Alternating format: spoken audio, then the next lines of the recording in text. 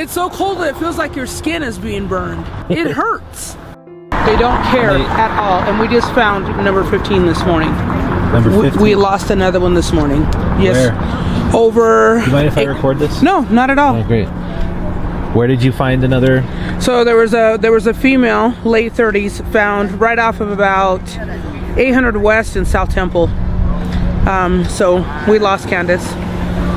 And it's heartbreaking and it's frustrating because it didn't have to happen. This will be the 15th person that we've lost since December. We haven't even, it's not even been a full 2 months yet.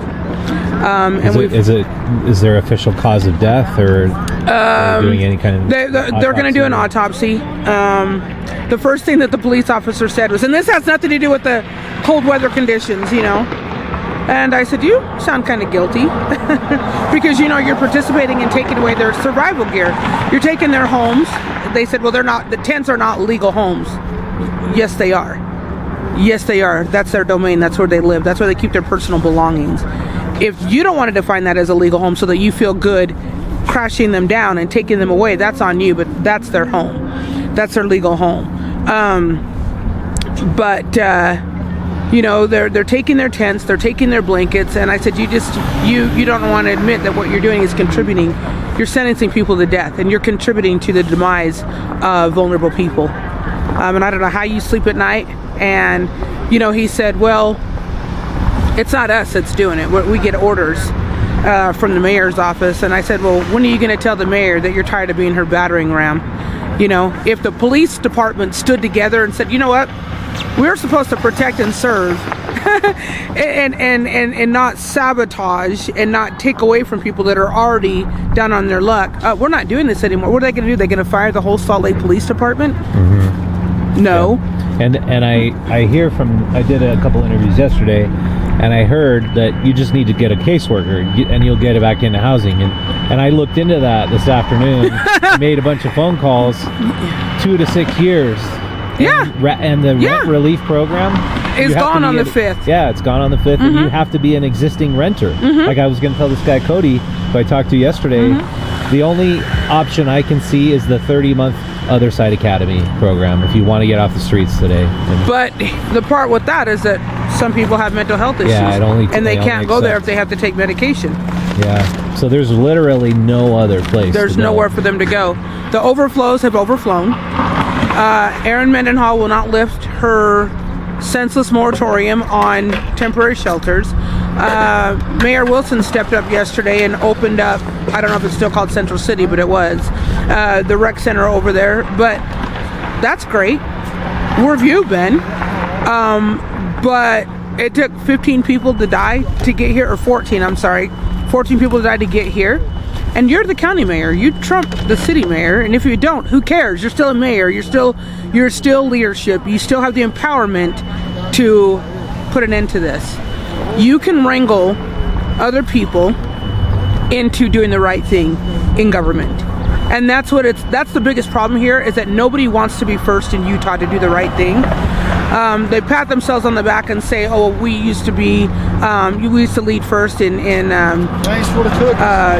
dealing with homelessness and things like that." But no, that wasn't the truth either. I thought it was until I looked further into it, and I'm like, they've never done right by unsheltered people, and this is proof of it. Because you remember when we would have just a couple people here and there, maybe under the 4 South Viaduct, you'd have people, and now look, we've got a city's worth of people that are out here, and every single day. There's more faces out here. I used to know everybody by name, and now I'm like, instead of going, "Hi, Han," "Hey, Cheryl," now I'm like, "I'm Ty, nice to meet you." What about the rumor that a lot of these people are being bussed in here, like given to? Oh God, I'm so tired of that lie.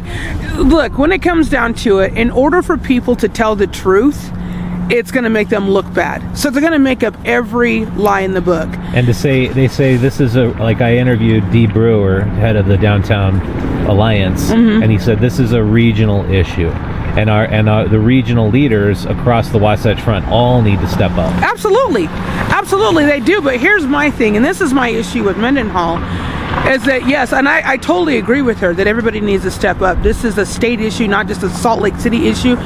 My issue with her is that she took position. She applied for the position to be the city mayor in the largest area where the most unsheltered people are concentrated. Yeah, that was before she took office. Yeah, but you knew going in, this wasn't her first rodeo in government. You knew going in that there was going to be a large population of people here. You came, you promised, we voted you in on your promise to take care of our brothers and sisters on the street. You got in office, you did a couple little things to pacify people, and then you said, I'm not doing anything else. I've done my share, and we're not doing anything else. This is a burden on the taxpayers in Salt Lake.